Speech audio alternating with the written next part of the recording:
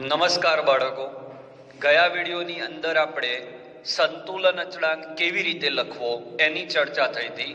આજે આપણે સંતુલન અચળાંકના જુદા જુદા પ્રકાર અને ઘણી બધી નવી નવી વાતો પર આજે ચર્ચા કરવાના છીએ.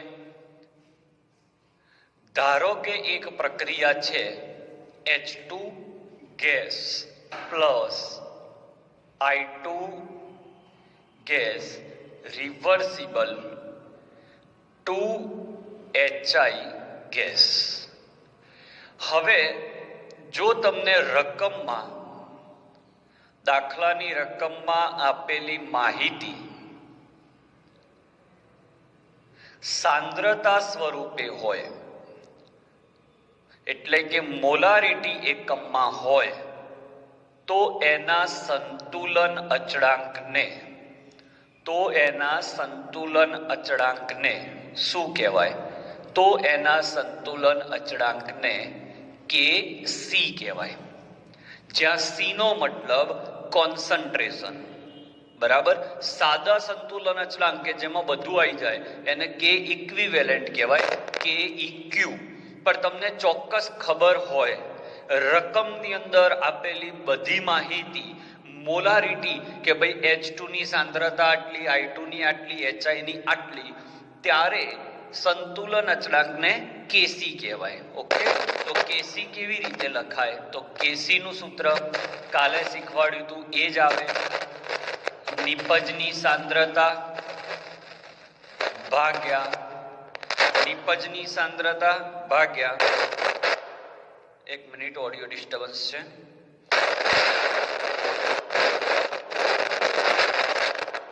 ચાલો,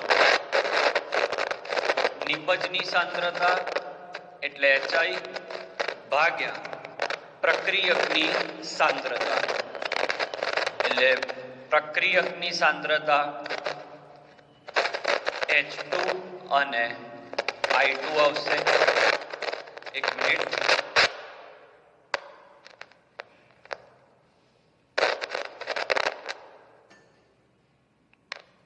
માઇક ડિસ્ટર્બન્સ છે અત્યારે.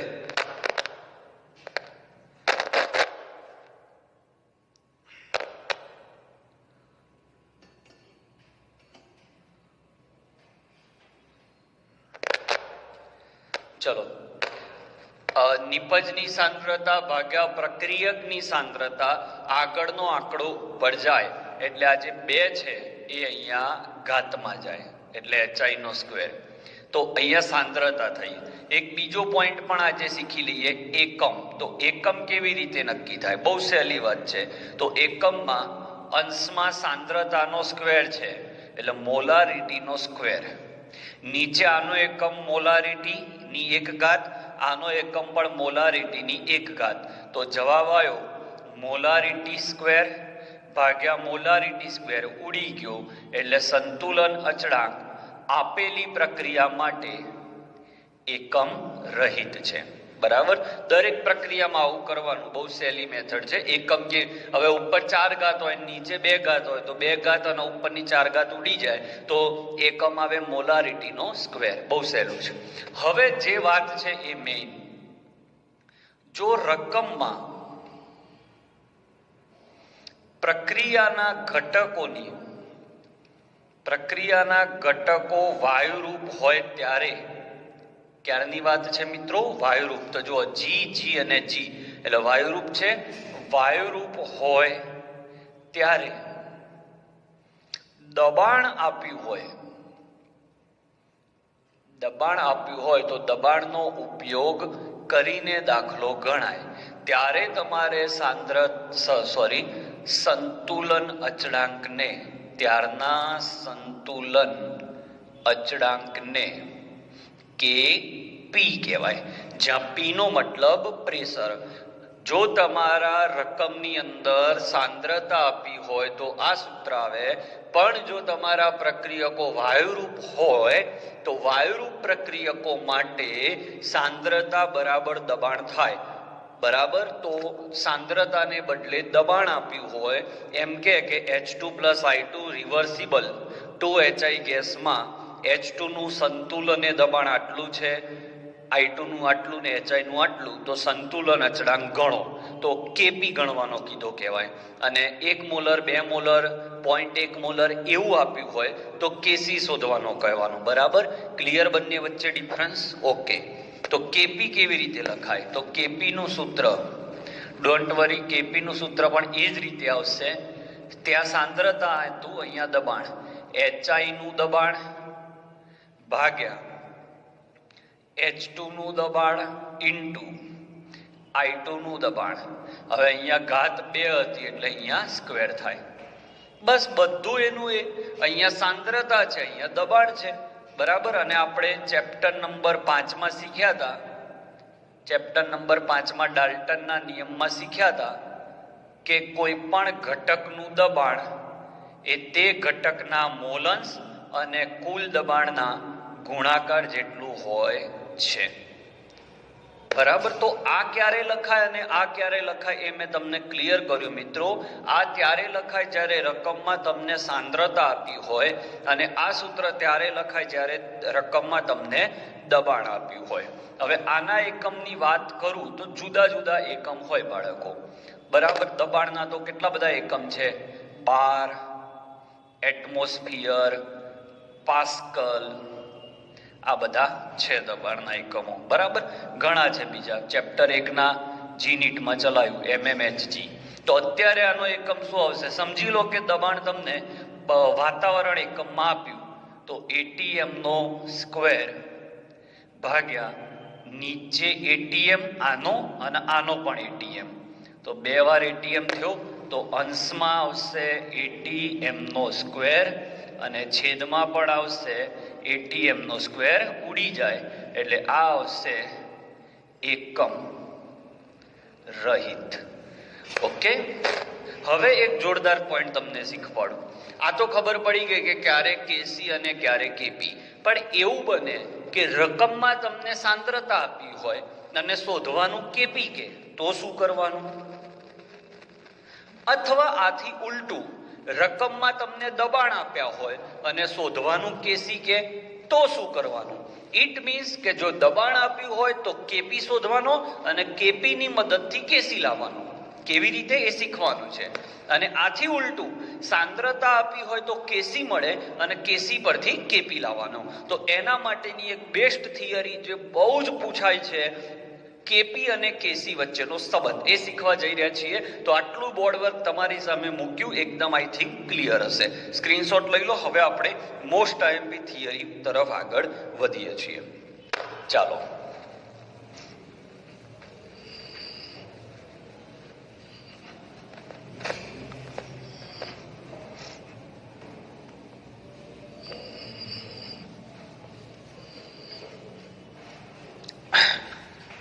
Most important theory for JEE NEET also, KP KC વચ્ચેનો સંબંધ. તો ધારો કે એક પ્રક્રિયા A gas plus B gas reversible C gas plus D gas છે. તો આપેલી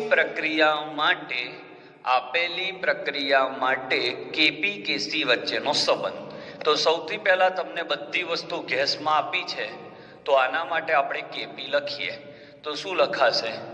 સી નું દબાણ, કેપિટલ સી નું દબાણ, કેપિટલ ડી નું દબાણ ભાગ્યા એ નું દબાણ, બી નું દબાણ.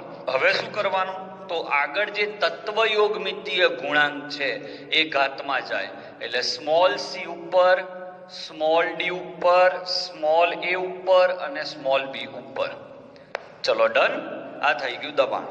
હવે તમે દબાણની મદદથી કેપી લાવશો. કેપી થી કેસી કેવી રીતે લાવો? તો એના માટે આપણે એક સૂત્ર જાણીએ છીએ, પીવી બરાબર NRT, આદર્શ વાયુ માટે.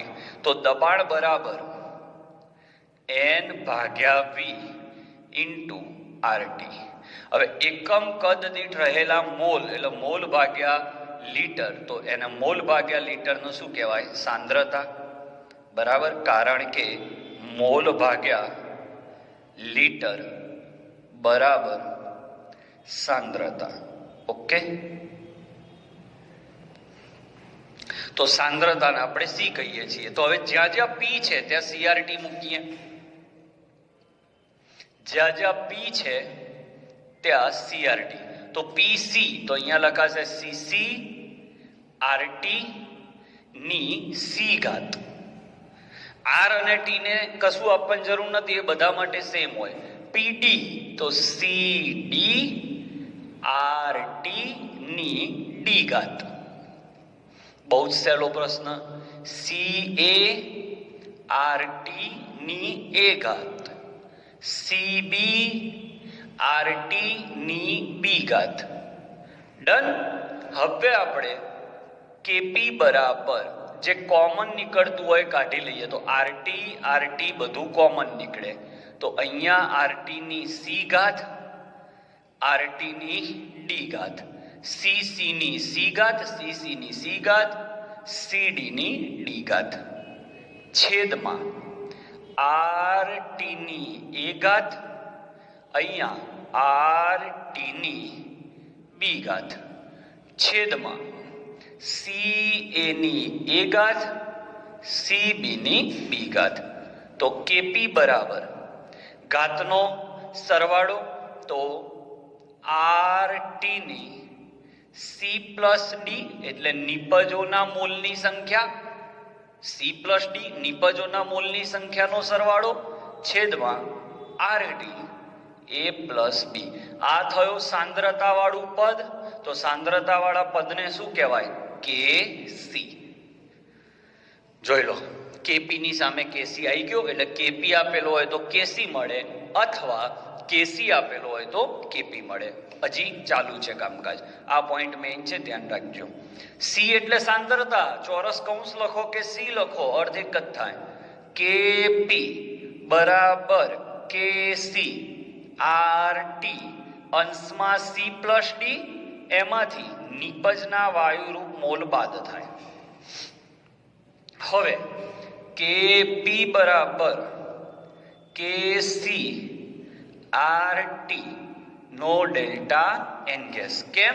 કારણ કે આપણે જાણીએ છીએ કે ડેલ્ટા એન ગેસ બરાબર નિપજના ઉષ્માગતિશાસ્ત્રમાં શીખ્યા હતા, નિપજના વાયુરૂપ મોલ માઇનસ પ્રક્રિયકના વાયુરૂપ મોલ. ઓકે, એ કિંમત તમે અહીંયા મૂકો. આર ની કિંમત જેવું દબાણનો એકમ 12 માં હોય તો 0.082, જેમાં એકમ હોય ટેમ્પરેચર કેલ્વિનમાં. તો કેપી આપ્યો હોય તો કેસી મળી જાય, અથવા કેસી આપ્યો હોય તો કેપી મળી જાય. That is the main point. Okay, તો કેપી અને કેસી વચ્ચેનું સૂત્ર તારવો તો આટલું આવે. હવે આના ઉપરથી કઈ રીતના એમસીક્યુ પૂછાય એની ચર્ચા કરીએ. તો ફરી એકવાર પહેલા તો થિયરીનો ઉદ્ભવ કેમ થયો એની ચર્ચા સાંભળી લો. કે જો તમને રકમમાં સાંદ્રતા આપી હોય અને કેપી શોધવાનો કે, તો સાંદ્રતા પરથી કેપી ના મળે, એટલે સાંદ્રતા પરથી તમને કેસી મળે, અને કેસીની વેલ્યુ આમાં મૂકો એટલે કેપી મળે. આથી ઉલટું, રકમમાં જો તમને દબાણ આપ્યું હોય તો તમને કેપી મળે, અને એ કેપી ની કિંમત આ સૂત્રમાં અમુક કે કેપી કેમ નો લાવવાનો, આની આગળનું બોર્ડ વર્ક યાદ કર બેટા. પીસી ની સી ઘાત વાળા સૂત્રથી કેપી લાવવાનું. એ કેપી ની કિંમત આમાં મૂકીશું એટલે કેસી મળી જશે. આર અને ટી આપેલા હોય. ડેલ્ટા એન ગેસ ગણતા આવડતા હશે, ઉષ્માગતિશાસ્ત્ર ચેપ્ટરમાં શીખ્યા હતા. તો પણ આ બોર્ડ વર્ક સ્ક્રીનશોટ લઈ લો. હવે ડેલ્ટા એન ગેસ આધારિત એમસીક્યુ ચલાવું છું. તો મોસ્ટ આઈએમપી થિયરી અને બહુ જ ઉપયોગી થિયરી. લઈ લો સ્ક્રીનશોટ, પછી આગળ વધીએ.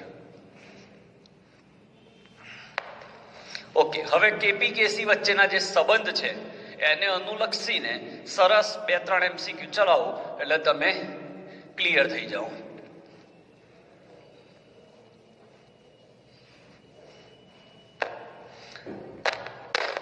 ધારો કે પહેલી શરત આપણે લઈએ, એ ગેસમાંથી બી ગેસ પ્લસ સી લિક્વિડ. તો આના માટે કેપી કેસી વચ્ચેનો સંબંધ શું થાય? તો સૌથી પહેલા તમારે ડેલ્ટા એન ગેસ શોધવાનો. એનું સૂત્ર છે એનપી માઇનસ એનઆર. નિપજના વાયુરૂપ મોલ, કયા મોલ? વાયુરૂપ મોલ માઇનસ પ્રક્રિયકના વાયુરૂપ મોલ. તો આ નિપજ લિક્વિડમાં છે એટલે એ ના લેવાય.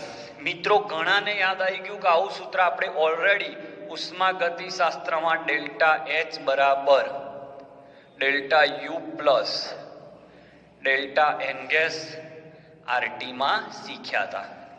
ઓકે, તો એનપી માઇનસ એનઆર. તો એનપી માઇનસ એનઆર માં નિપજના વાયુરૂપ મોલ લેવાના તો 1 આવશે અને પ્રક્રિયકના વાયુરૂપ મોલ લો તો પણ 1 આવશે. તો જવાબ આવ્યો 0. તો ડેલ્ટા એન ગેસ 0 થાય તો કેપી બરાબર કેસી થાય. કેમ? કારણ કે સૂત્ર છે કેપી બરાબર કેસી આરટી ની ડેલ્ટા એન ગેસ. ત્યાં તમે ડેલ્ટા એન ગેસ બરાબર 0 મૂકો તો આરટી ની 0 ઘાત કોઈ પણ ની 0 ઘાત બરાબર 1 થાય એટલે કેપી બરાબર કેસી થાય. ચલો એમસીક્યુ નંબર 2. 2a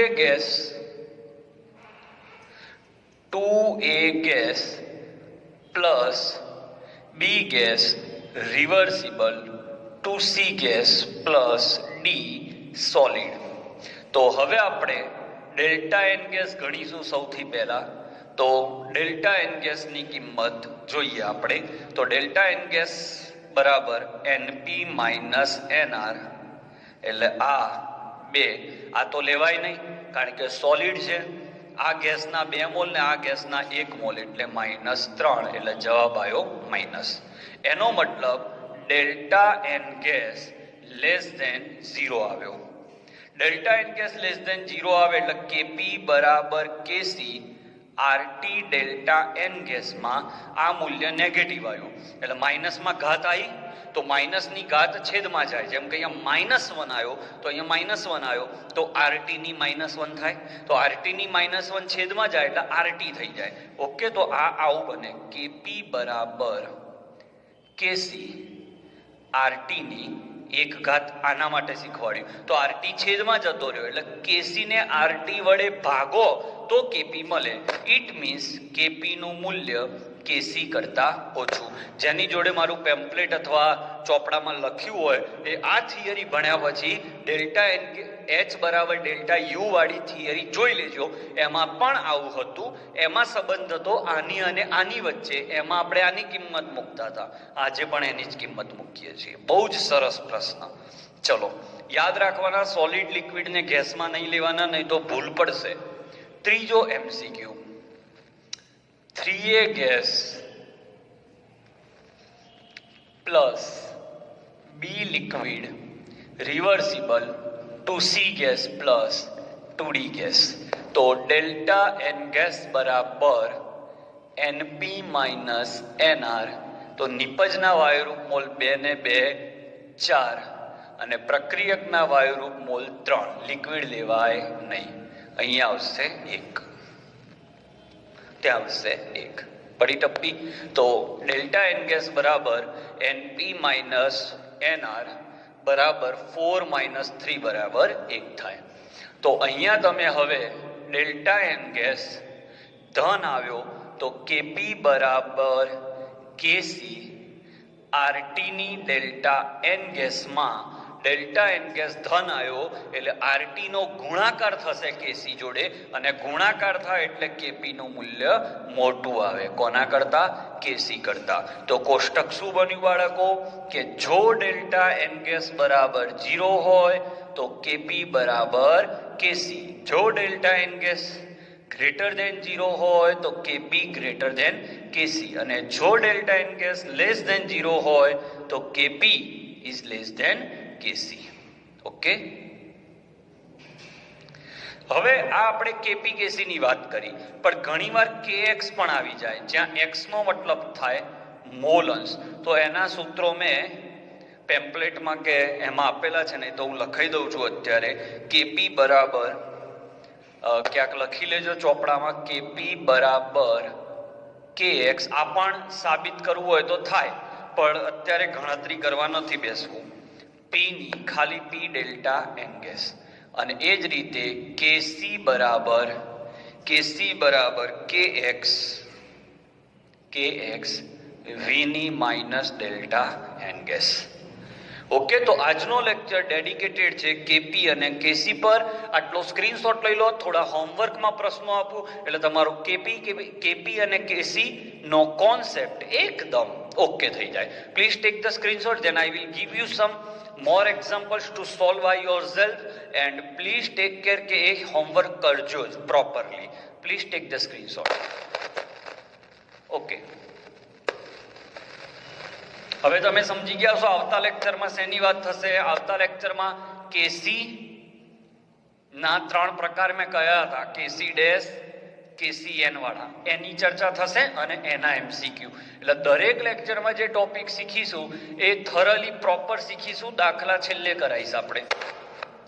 ચલો, તો પહેલો એમસીક્યુ હોમવર્કમાં N2 gas plus 3H2 gas reversible 2NH3 gas. કયા કયા પ્રશ્નો છે આમાં?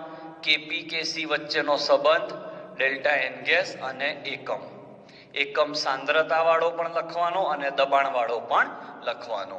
બીજો MCQ CaCO3 solid reversible CaO solid plus CO2 gas.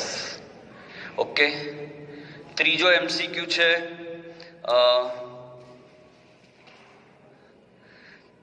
4 mall NH3 4 mall NH3 gas plus 5 mall NO gas, 5 mall O2 gas છે રિવર્સિબલ, 4 મોલ NO ગેસ અને 6 mall H2O gas. તો આ 3 માટે તમારે આ 3 વસ્તુ તમારે કરવાની છે. અને ચોથી વસ્તુ આપણે ઓલરેડી ભણ્યા છીએ તો એ ફરીથી મૂકી દઉં. H2 gas plus I2 gas reversible 2HI gas. આના માટે પ્રેક્ટિસ કરી લો એટલે આજનો લેક્ચર તમારા મગજમાં ક્લિયરલી બેસી જશે. ઓકે, આજનો વિડીયો અહીંયા આપણે પૂરો કરીએ છીએ.